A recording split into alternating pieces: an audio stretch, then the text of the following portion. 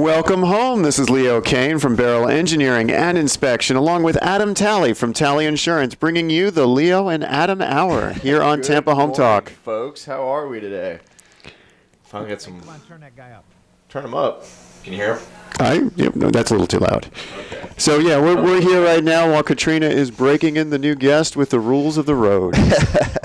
Now, we do have the numbers for this week that Katrina always likes to go through. Do you see anything popping out there, Leo? Oh, actually, I do like the oh, that's solds. I was going to say this number that used to be in the 400s is back now in the 700s, but that's the solds. So, actually, new listings, we're looking at 816 new listings, which is actually substantially up from last week, which was 654. So we are seeing an increase there. Do you think people are trying to get it on the market while they can before the supposed my guess is not to work. before the as the market's declining potentially? Well, I think what we're seeing a little bit is we have some people that are just trying to take advantage of all this new publicity in the Florida area, putting their homes on the market and seeing if they can get a sale from people like that are going to start up new businesses here, new construction businesses, things of that nature. I'm late to the party this morning. Did you go over the numbers Welcome. already? We started talking about trying to explain why our new listings are on the rise. So let me talk to you about that because I calculated the percentage. I was looking at the percentage of new listings that were higher, and I was also looking at the percentage of pendings that were also higher. Solds are pretty consistent. So I mean, about 24% higher in active listings, but pendings are 30% higher over last week. So that's those little nuances that I study in the market, and you know what I mean, Leo, when I say that. Because am I loud? Am I blaring your ears out this morning? Yes, you guys turn me down. It's called I'm coming clipping. in hot. It's called clipping. Okay. Anyway, so these little nuances. There's a discount code for that floating around here. It's what really kind of shapes, what direction we're going. And it's interesting. You would think for sure that 7% would scare some folks. Well, it does. But, I mean, if I'm a contractor and I'm relocating here for the next 5 to 10 years because of all the business, said the 7% higher housing cost will disappear within the revenue generated. Definitely. Yeah. Yeah. It's return on whatever the investment is, right? Do you think it's gone up in the past couple of weeks because it might be the first storm that some people that moved during COVID experienced, and now they're like, I don't know about this, and getting back? And then going back there up could north. be, yeah. We could definitely have experienced a spike because of the storm. Because you got to think if you moved it since 2020, we really haven't had anything hit our specific area directly, since then. Well, we haven't. I mean, really, Donna was probably one of the last bad hurricanes we had in the 60s, which I would say Irma caused enough damage around here and was close enough to scare some people. I would say, and Charlie was definitely closer than we had back-to-back storms that year. Yeah, I've seen some awesome graphics. You can put the entire Hurricane Charlie in the eye of Ian when they do a path over path because they went on the same exact path when they entered. Ian was literally the size of Katrina when it hit. Yeah, it was pretty big storm. Katrina's pretty big. It was bigger than the whole state of Florida, like the whole outer bands. You are bigger than the whole state of Florida as far as notoriety and effect and last on the community. And if Pat would help the radio out, you could probably reach the other side of the coast with our radio show. Yeah, well, he can. And there's two FM dials, THT and our AM station. So, Katrina, are you thinking that we're going to continue to see this spike? Also, I'm also wondering, are there any investors trying to get rid of their properties before the actual end of the year? I mean, it's a for sure, right? Because there's a lot of talk that we could hit double-digit interest rates. If we do, that's definitely going to have an impact. Right?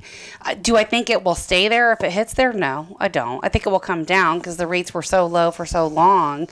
But again, I mean, I say this every week. I think the Fed is going to continue to hike rates until people stop spending money. Yeah. The unemployment numbers go up and the inflation numbers come down. I mean, they look at a lot of those things. CPI index, there's a lot of things they look at, right? Yes. And I just think, as with COVID, Florida was in a unique bubble because our governor opened the state 6 weeks after the lockdown. And now I think we're in another unique bubble in that while the rest of the country and world is looking at a recession, we have a mini boom here opportunity where there's 5 years of work on the horizon. So I was reading reports that CEOs are expected, 50% of them are expected to downsize in the next 6 months. I just don't see that happening if you're in a trade industry here in Florida, or you're connected to a trade industry here in Florida. Right, but the trade industry's been tough. That's where a lot of the jobs are needed. Right. That's where some of the shortfalls. So what we could see actually is if they're downsizing in other sectors, that might force some of these people into trade labor. Yeah, you're right. It could, because people are going to go where the jobs are going to go, at least the people that are going to work. Right. But I mean, we have this interesting, unique thing that a lot of it is government inflicted. I mean, I personally don't think they ever that should have shut everything down. I think that just doesn't make sense. And it forced a lot of people to do some of the craziness we saw, which was move into Florida, right? Like move into other areas of the country. Yeah, only crazy people move to Florida. Well, you know what I mean, like the craziness of being locked down. So, I mean, it's part of it is, has to do with politics, whether you want to admit it or not. Because like you said, our governor opened the state 6 weeks after the shutdown when places like New York were closed for what? Over a year? I can't visit my aunt and uncle. They're still scared of COVID. Yeah, I mean, it's just a totally different culture. It's a totally different mindset. And, I think the storms will scare some people, but not as many as you would think. What I know firsthand from having done first responder work from 98 to 2009, there's a very short memory when it comes to the impact of these storms on your communities. I mean, I would agree with that. Yeah, I mean, you want to put it behind you. One of the worst storms that I had been through was Ike in 2008 in Houston. And within 3 weeks, we came in as saviors to the city for the restoration efforts. And then within 3 weeks, we were seen as a nuisance. They just wanted us out. They had already gotten electricity back and water back in most areas. And they're like, we're done with you. We don't want your reminder. We've moved back on to our lives. Our grocery stores are all full. Be gone. And what did you do at that point? I was actually in charge of Galveston County's debris monitoring collection. You know how everyone's putting stuff at the side of the road? Yes. That stuff's all got to get picked up. I was about to say, speaking of Right. debris monitoring, when are they coming to pick all that crap up? A lot of it's going to depend on staging sites. And the other part of it is, so what they do is the truckers get paid per ticket. So if you're able to fill an entire truck by visiting 2 or 3 houses versus fill a truck by visiting a whole street, So you're going to do one or two? they're going to do the 1 or 2 houses dump in return. So as long as there's high concentrations of debris in smaller areas, that's where they're all going to be. Once that goes away, though, I think you're right. The memory sort of fades, even as people are rebuilding. Yeah. Because think about it. Some of the areas that got flooded, and Leo, you can certainly speak on this from a mold perspective, but when you start thinking about remediation, you have to go in there, you have to rip out the existing floors, you have to rip out drywall, however many feet high, 2, 3 feet, whatever, to where the damage is, and you have to dry all that area out before you can begin rebuilding. Now, a lot of these homes are going to be in that condition, and even though they didn't have insurance, you can rebuild that with time. And a little bit of cash. You can rebuild that. Well, unfortunately, like I have a property down in Fort Myers in a condo. Roof looks like Swiss cheese. We ended up putting some underlayment over it to try and dry it in. I can't get a dry out company out there. I'm on a queue. I do have the Citizens adjuster coming on Saturday, but it rained yesterday in Fort Myers. So guess what I got? A call. I have a roof leak on a roof with a tarp. I'm like, they're like, what do I do? I'm like, do you have tenants in there still? Buckets? Yeah. There's no place for the tenant to go. well, I have electricity, yeah. so where's the tenant going to go? Well, and, if the tenant should have renter's insurance, and that would help them if they did, So they could vacate and the renter's insurance would pay for a place for them to live? It's similar to your homeowners, yeah. It's kind of hard to find a hotel at a reasonable price. Sure, yeah. Yeah, Right exactly. now. Well, and depending on where you work, maybe that place is open, maybe it's not. Maybe it doesn't exist anymore. Well, I was talking to the regional director for Keller Williams that was saying they're looking for people that have like travel trailers or motorhomes or campers or whatever, because a lot of them don't want to leave their property, but a lot of them have electricity back, so they just want to stay on site while they rebuild in a different structure. Well, I mean, depending on the size of the damage, you might still have all your stuff in there too, right? True. I got a client, they had a tree go through the roof, but it only went through the man cave portion, right? So they The most expensive part of the house. Well, it had toys in it, but they still have their other things that everybody else would have too, So I remember looting being a big threat. They said back the in the looting day. started right away. Yeah. Right from the people I know that live there, that's what they said. Which is The sad. Looting started right away. I always laugh at the old picture of the guy looting the Best Buy with a huge TV in a town that has no electricity. I'm like, what are you going to do with it? Doesn't make any sense, yeah. Well, a couple things. I want to talk to you guys about our fall festival, which is Coming. coming up, not tomorrow, but the following Saturday. We're going to do it actually here at our office. And so all the fall festivities will be here. We're going to have pumpkins. We do want to invite our listeners. If you're a regular listener, I'd love to meet you. Call or text us, 813-377-2775. We'll send you the Eventbrite link to RSVP, 813-377-2775. We'll be right back. Stick around.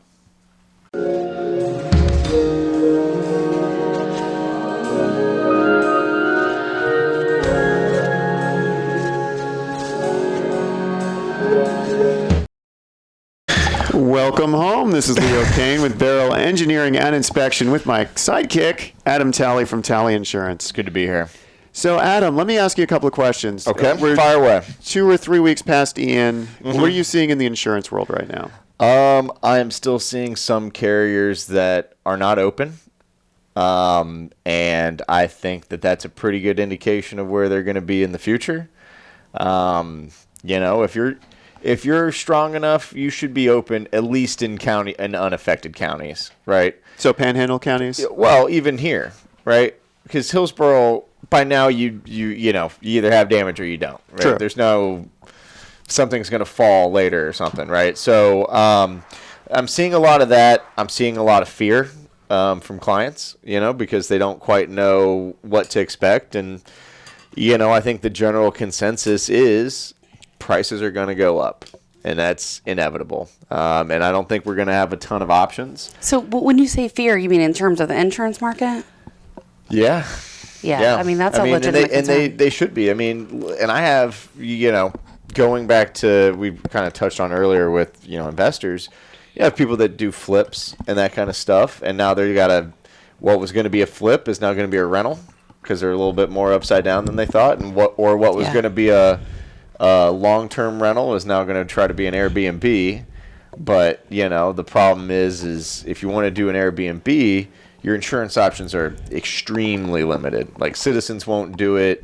We only have a handful of carriers that can do it, and they're going to be very picky at what they choose. So you don't want to end up in a situation where, let's face it, most of these renos, it's not like they're brand new houses either. Like, if you go buy a brand new house, like a brand new Lennar house or something, and want to do an Airbnb, yeah, we'll have some decent options for you. But they don't put those subdivisions in areas where Airbnbs are attractive. Well, and if they did, it would be on the water somewhere, and you're not going to, you're probably not going to spend $2 million on an Airbnb. I have to tell you, too, there's some interesting trends. I was going to talk about it last week, and we didn't have time. But I know that there's 2 neighborhoods, like right here in our immediate area. The entire neighborhood is being purchased by hedge funds to rent out. Yeah. So think about that. Think about what that means long term for prices, for housing, for all that. Well, when I was in Asheville a couple of months ago, we stayed in a rental that entire, and it wasn't a sold subdivision, but it was a good 20, 30 units, and they were townhomes, and the whole setup was rentals. That's different if you get an investor concentration.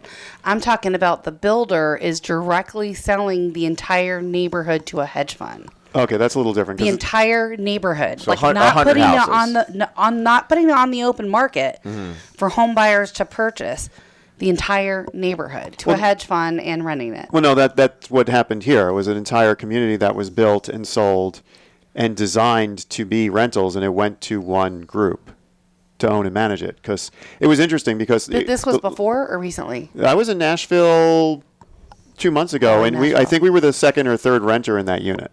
I mean, we had like kitchen stuff that still was in its wrapping, but it was neat because what they did was the way they designed it like kind of like a dorm.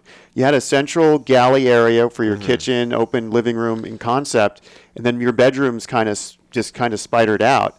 Each bedroom had a bathroom, and they were spidered out in a way that they were completely isolated from each other. It wasn't set up for family. It was definitely set up as a rental. And that whole community had like signs and stuff about the rentals and the rental process. This was in Asheville or Nashville? Asheville with an A. Okay, that's what I thought. That's what I thought I heard. I think the footprint of real estate is going to change. Yeah. Is what I'm saying. And so, but going back to where we got on this, right? Like, if you want, like, Citizens won't do a short-term rental. Right. So unless you're going to commit insurance fraud, which I highly don't recommend because it's a good way to get something denied when you have a claim. And claims are already hard enough to get approved. Exactly, right? Like, it's going to be tough. It's going to be tough to do short-term rentals. Condos, a little bit different, but still difficult. And the property market's just kind of dried up. We had more when you have more carriers, more people are willing to do unique things. When you have fewer carriers, they're going to tighten up their restrictions, and you're not going to have a lot of options. Speaking of tightening restrictions, we've seen it with Progressive. We've now seen it with Olympus. We've also seen it with some facets of Citizens. They're no longer accepting home inspector signatures on 4 points. So, I personally haven't come across that, but I would assume if they've slipped in these requirements, my focus has been on Ian, not on, hey, what are you changing about what I'm doing? Because I'm just trying to do what I do. That being said, you mentioned that you have certain agents that aren't taking it on Citizens. On Citizens, but for Progressive and Olympus, it's across the board. Olympus has a new form, and it specifically says what licenses you're allowed to use, and home inspector is missing. Which ones are on there? Who are they allowing to do it? They're allowing you to do a building code inspector, an engineer, not even an architect, just an engineer. Wow. A general contractor, or if you need your 4-point, and again, just to explain to listeners, if you're qualifying for insurance on an older property, the 4-point inspection is going to be a modified small inspection of your roof, your AC, your plumbing, and your electrical. And what year home bill is that affecting that you guys are seeing right now? 20 years or older. 20 years or older. I have a feeling it's going to switch to anything that predates the 2007 Florida Building Code, seeing the new changes that went. That's almost going to be 20 years. Well, yeah, but that's like 15 at the moment. Thanks, Right. Adam. It's 15. Oh, yeah, no problem, guys. It's 15, but I see that shift coming because of the new laws that went into effect in July about roofing. Well, and so to your point, because you said you had certain agents that were doing that, it's because I probably had 5 over the summer. I wrote them with Citizens. I have a 4-point that says roof has 5 more years. The underwriter at Citizens is looking at it, and they see a flat roof that has obviously deterioration because, that's just how they look, right? They have little black spots because that's water pools. It's a flat portion. And they said, no, that needs to be replaced. So, you have a passing 4-point, but they're still going to cancel you if you don't replace that part I'm of the roof. surprised we don't see more liability on the person that signed up on the 4-point saying, hey, this roof has 5 years Well, left. it's a professional opinion. It's not a scientific necessarily. Hence why they're tightening who Right. the professional Well, opinion and I've been is from. saying this for a decade now, and I've been saying it for 6 years on this radio show. Home inspectors by license can't tell you the useful age and life left of a component. It's just a license restriction. And I think the insurance companies are finally noticing that because you can't hold a home inspector liable for that opinion because they can't give it. Right. So it's going to be it's going to make things more expensive for the homeowner as well. Well, it begs to ask the question on why it was ever allowed to begin with if they're not able to technically do it. I would say that is also that's also a math equation because you only have so many people that are licensed like him as an engineer or contractor or whatever. It's a harder thing to do. Less people, I think, are capable of doing it because it's not an easy thing to do. So if you had to have an engineer with every home that you sold, the process of selling a house would take forever. Well, the other thing you have to think about there is not all engineering firms are set up like us as a home inspection firm. Which you have a distinct advantage there, I think. We do. However, our competition, like our biggest competitor is Belt Engineering. They do structural engineering, and they do structural engineering a lot bigger than we do. And we beat them on pricing for every residential job because no one's going to pay $800 to have one of their engineers show up to do a 4-point.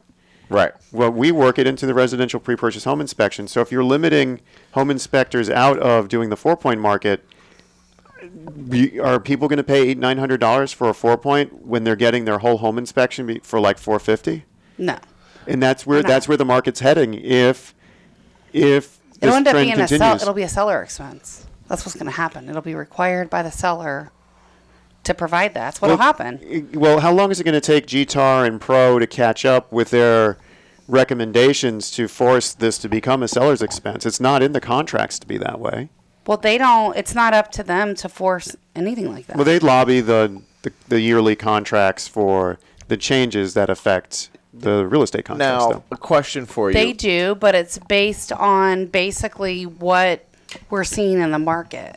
Like we saw the last contract update we saw basically had a tighten on the buyer. So it didn't make it as readily easy for the buyers to get out of the contract. And one of the changes that I would have liked to have seen in there was a deadline for the appraisal. So like, for example, on my listings, we're still seeing 30-day offers come in. So 30 days to close on the offers. And so when you look at the way these standard offers are written, back to your point, Leo, it's a 30-day loan commitment. Well, if you got a 30-day loan commitment and 30 days to close, guess what? That means your buyer can take it all the way to the closing date and be denied for loan approval and get all their escrow back. Right. So we're Then you got to start on it over. ours. Then you got to start it all over. Well, again. on ours for 30-day closing, we're tightening that noose up a little bit, and we're saying inspection in less than 7, appraisal in less than 14, and then your loan commitment in 21 days if you're planning to close in 30. So that's what I mean by there's a very distinct difference in the way we represent sellers. We'll talk about that and a little bit more with the Tampa housing market when we come back. Our particular hour this morning got shifted in the middle of the air, but we'll make it valuable for you. This is Tampa Home Talk. Less Stick spooky. around. We'll be or back. more spooky, depending on, we'll give out our depending on where you sit. Stick around.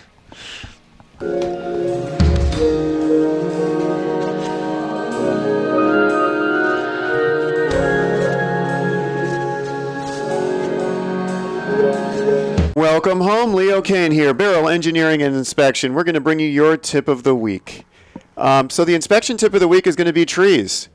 I know a lot of you that have just gone through Ian noticed that a lot of your tree limbs have come down, anything that was loose. We had a lot of washing rain that soaked some of your root systems, so some of those trees were upended. What you have to think right now is with those trees... Wait, talk about that for a second real quick before you get in the rest of your tip. You said soaking rain in the roots. Upended the trees. I mean, basically you have these dying trees. We had a landscaper on here, about a month and a half ago? Yeah, he's arborist. Tom. Arborist. Yeah. Tom was his name, right? Yeah, Tom Hall. Tom Hall. Love having him on the show. But he talked about it. When you get these soaking rains and your root system of a dying tree is becoming saturated, the soils become loose. And the tree just kind of, due to its own top heaviness weight, just starts to fall over and upend. Easily come, make sense, yeah. And then what you also notice is these oaks dropped a lot of limbs. And we also learned from Tom Hall that when the oaks are losing their limbs like that, they're just shedding off, because they're dying, they're shedding off the excess energy they don't want to spend to keep these limbs alive. So now that that has already happened and your excess limbs are down, they might not be fully down. There are two major hazards to look out for, and they're called leaners and hangers when it comes to these trees, both in your own yard and in your neighborhood. A leaner is an obvious one. The tree is slightly leaning. Most of your trees should be standing upright. If they've got a good canopy, they're going to be leaning slightly towards the sun. However, that's just slightly. We're not talking about those palm trees you see that are all growing off in different directions, or those banyans that go across the ground with the ground root system. We're talking about trees you're used to seeing that are now leaning. That is a danger of falling over. We're going to get some rains in December. We just had a nasty soaking rain last night. Those leaning trees are a danger of falling over. The other thing you got to look out for is called a hanger. And what a hanger is, it's a tree limb that has been broken that is dangling. Now, right now they're kind of hard to see. You got to look up into the tree canopy to notice them. A little bit later from now, you're going to notice them because they're going to be brown. Or you're going to notice them because they're falling. And I'm not talking about a little twig. And I'm not talking about a simple branch. I'm talking about big pieces of tree that are literally just hanging on, using the expression, by a thread. And those are called hangers. And what the danger with hangers is they're going to fall. It could be one of our 15-mile-an-hour gusts we get during the fall, with or without rain. Those things called hangers are going to fall. And what you'll notice is if they're in the public right-of-way, there'll be tree crews going around trimming these trees. However, if they're not in the public right-of-way, they're not going to trim that for you. It's a very, very dangerous and real concern. So if you have any trees, you should look up into your tree canopies, and you should see, do I have any broken branches that are just kind of, quote-unquote, hanging on? If you do, you need to contact an arborist like Tom Hall or one of the other arborists.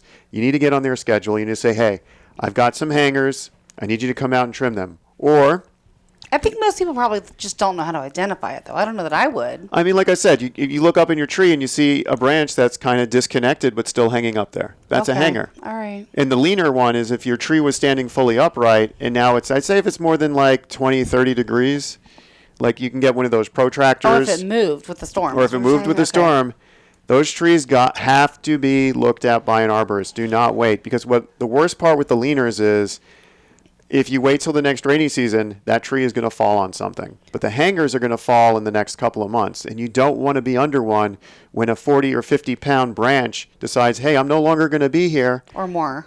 Oh, yeah. Did you really say protractor? Yeah.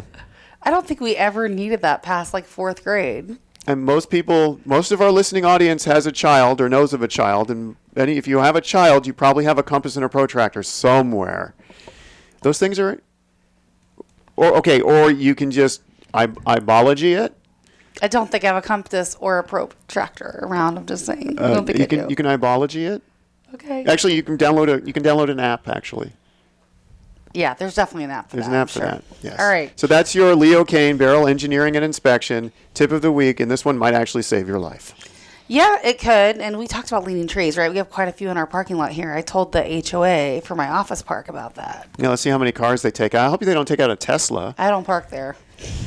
Not parking there. Well, I parked underneath that tree with the branch I always thought was going to fall, and one of these days I want it to fall because that car's got 150,000 miles on it. Oh my gosh! I need the claim. Leo, I need the claim. Move the car. I need the claim. All right. So, it's interesting. We were talking about a couple of these articles that got pushed, in front of us this morning while we're on the air.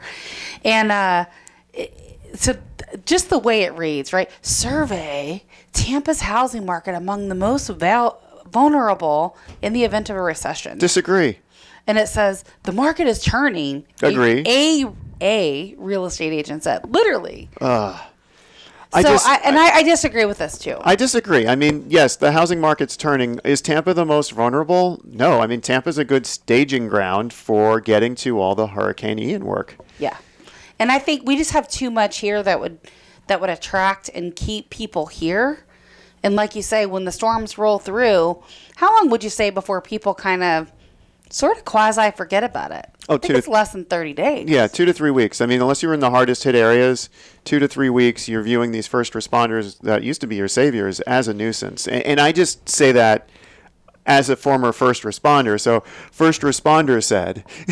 Yeah, well, so that's the thing. I mean, I think it's interesting that these reports literally get printed out and they pull some stuff, from different places like Redfin and Zillow and, they pull all these sorts of things, but I think sometimes they pull data in a way that they want, so it produces the results that they're looking for. I mean, I hate to say this, having been as an entertainment editor of a college newspaper back in the day, with the advent of the internet, if you need to substantiate an opinion, any opinion, you can find an article or a blog post out there that will support it. What ends up happening is, and a lot of these are written as SEO blog marketing pieces just to get websites tracked and trending. So what ends up happening is you can have a bad survey out there that's based on bad data, and then that is picked up by someone in the news, and then that is used to corroborate another piece of bad data.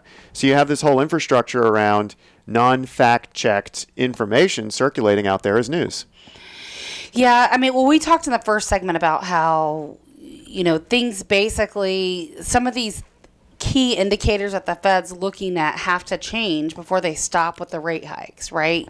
So they're looking at the consumer pricing index to see, how fast are things continuing to rise.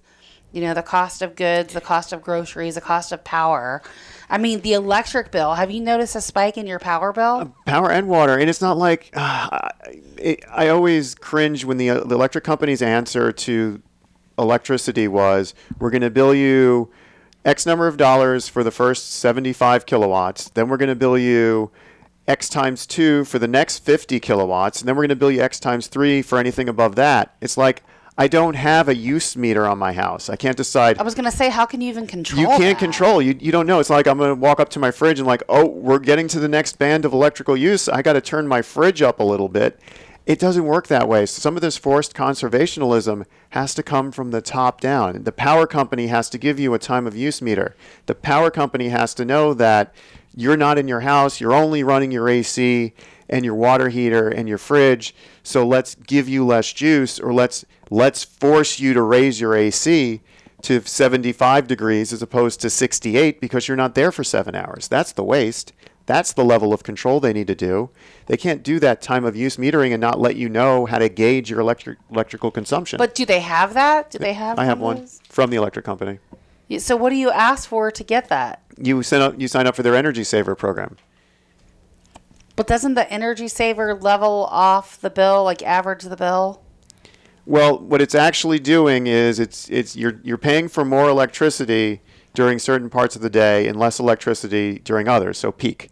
So, and it sets up a system where you can actually, and the new Nest thermostats can do the same thing. You can set up a programmable, like during these hours, I want my AC set to this, and during these hours, I want my AC set to that. We do it here in the office. We have 2 thermostats, so we program it where everything, like at 5 o'clock, everything the air turns up, like everything auto sets, auto changes, auto locks. I mean, everything from the door automatically locking to the alarm. That's what you need for the conservation, not just raising the bills, but back to these things about the feds noticing the market trends. We have $3 billion worth of construction that needs to happen in South Florida.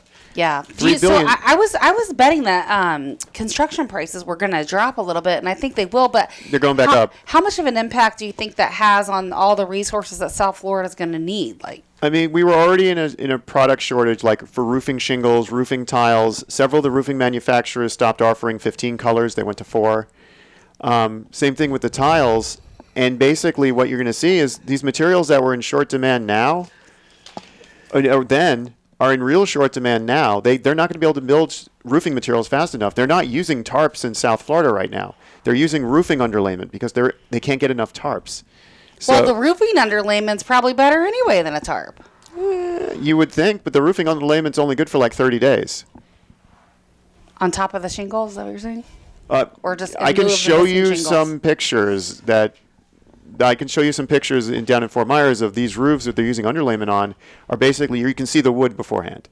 There are whole sections of underlayment and shingles. Like if you didn't have peel and stick, if you just had the SWBs, they call them, the roof decking, the synthetics that are just tacked down. The black stuff. Yeah, right? the black stuff. Yeah. If it wasn't stuck to your deck and your roof covering came off during Hurricane Ian, if you lost big pieces of that, you lost your underlayment too. That wasn't going to survive. That underlayment wasn't rated. Your shingles are what's rated for the wind speed, not your underlayment.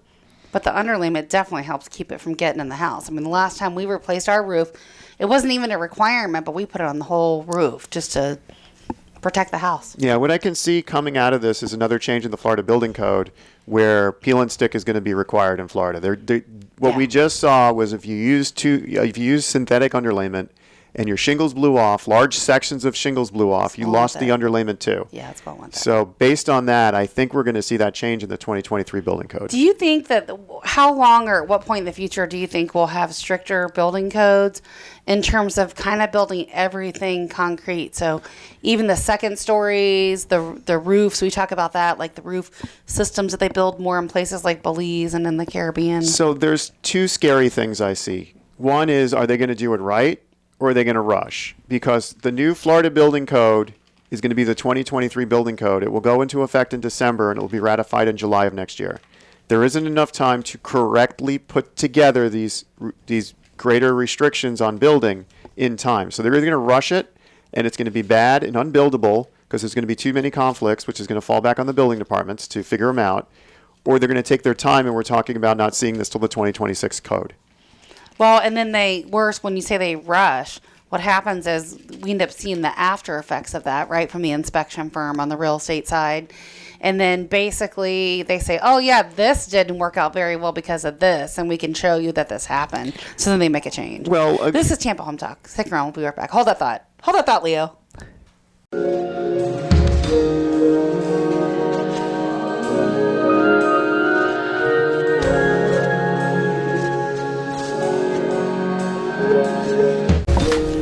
Welcome home. This is Tampa Home Talk. I'm your host, Katrina Madewell. Before we finish Leo's thought, real quick, I want to tell you about our 6th annual Fall Festival. So we're going to have all kinds of games, fall festivities, prizes, balloon popping, Jenga, cornhole, all kinds of really fun stuff. We're also going to do prizes for best costumes, best pet costume, and we're giving away pumpkins to our people that RSVP. So just text pumpkin to 813-377-2775. That's coming up Saturday, October the 22nd from 11 to 3. 813-377-2775. Are you going to be around? Are you in town? Or are you... Going to St. Augustine. I figured you were checking out some beer festival somewhere. Yeah, going to St. Augustine that weekend. So I'm not going to be able to go, but I'll RSVP so I can get a pumpkin. Yes, you can. We'll give you a pumpkin. 813-377-2775. And we have some clients that are literally just popping in to pick up their pumpkin and head out, and that's okay.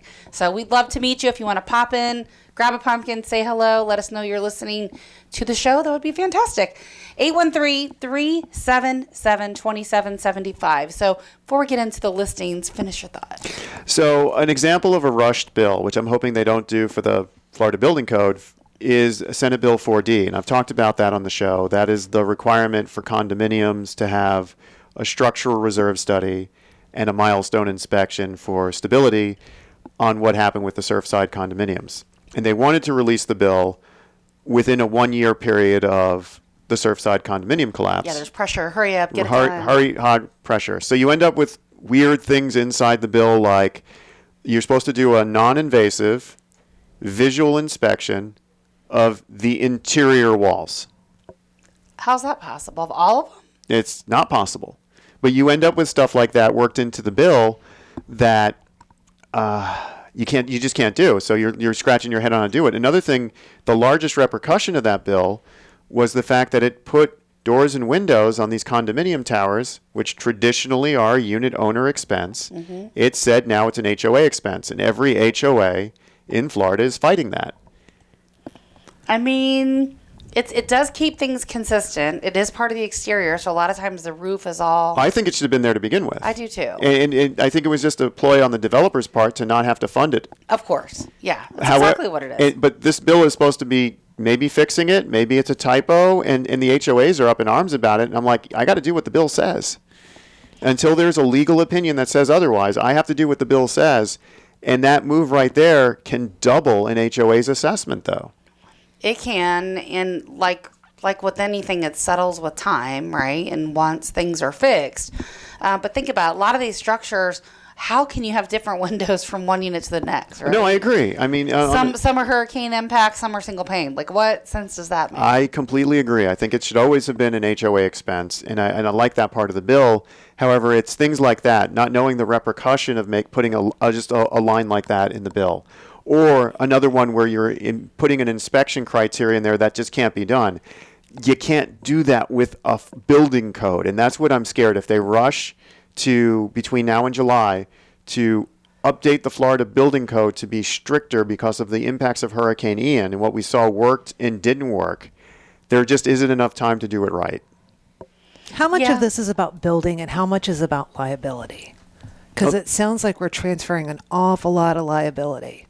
Well, it's all about liability. Insurance companies want homes that can withstand the wind so they don't have to do payouts, right? Which is legitimate. I mean, as a they're homeowner... going bankrupt because some of the stuff they're paying out. I mean, that's got to be a concern for everyone that has insurance in Florida. It should be. Yeah, as a homeowner, and even as the homeowners we speak to during some of these first-party property claims, they don't want to be in a position of fighting an insurance company to get a new roof. They would much rather just had a roof that's still on. Yeah, None of them are going, I'm going to sue my insurance company because I want a free roof. They're all going, I wish my roof didn't fail. I wish I could still just have a roof on my house. Right. And a lot of the ones you guys see because you work with reputable attorneys are that. But there's a lot of other claims from other attorneys that are not that way. Like, I mean, literally, I have a listing right now, and the seller was trying to get his insurance company to replace the roof, you know? So he's moving out of state to a different state.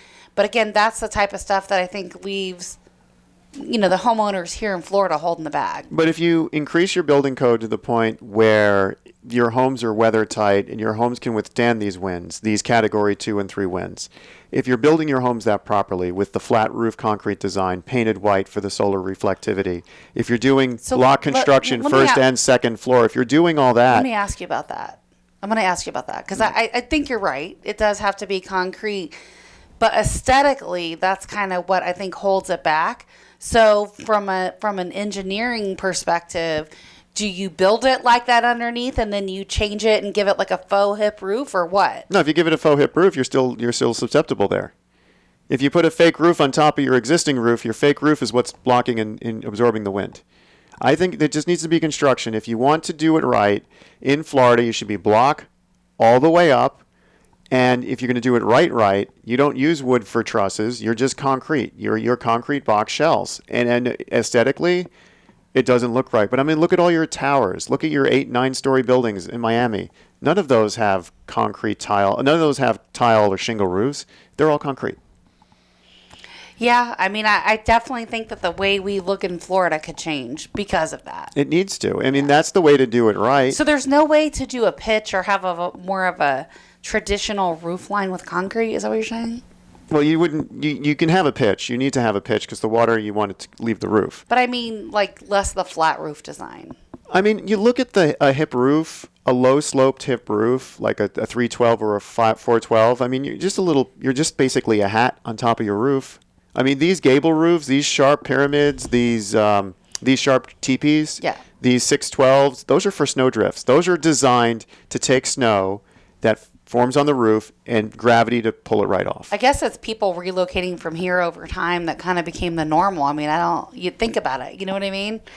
But I think that it'll change. They'll end up doing like the flat roof design and it'll be the party deck and like all the houses kind of have that. Yeah, they're going to end up with an extra floor. If you have a party deck as your concrete roof on top, you've ended up with an extra floor of space. And I think that's the benefit people aren't seeing. Are you just going to need to redesign my entire house right now, Leah? Probably. I mean, gables, there should be no gable roofs in Florida. It should be hip roofs or flat roofs. And true design should be block all the way up. All right. Well, I didn't get a chance to talk about my listing. So real quick, let me talk about a couple of these. So I have Canadian Way on top of the world. It's 55 and plus community, just $200,000. That's got fresh everything inside. It's a great property. I also have 9625 Baton Rouge. That's an Asbel. It's a 5'3", 3,400 square foot property. Right at 500, fantastic looking place. And then I have the 2 duplexes still available. And then one with some property in Renova and a rental property in South Tampa. So if you've got a need for any of those, call or text 813-377-2775. If you've got a home you want to sell, we'll be happy to help you with that too. 813-377-2775. Love where you live or we'll fix it. Welcome home. Be back next week.